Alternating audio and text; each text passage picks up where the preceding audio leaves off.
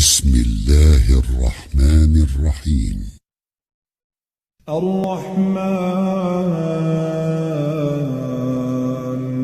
علم القرآن خلق الإنسان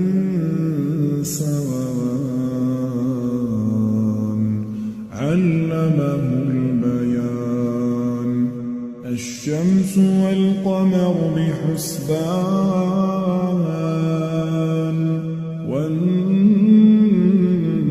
والنجم والشجر يسجدان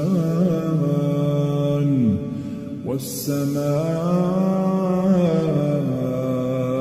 رفعها ووضع الميزان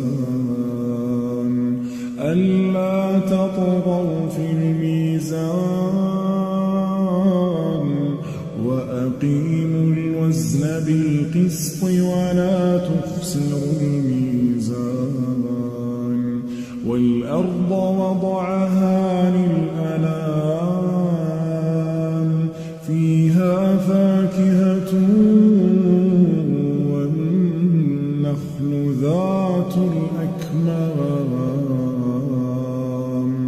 والحب ذو العصف والريحان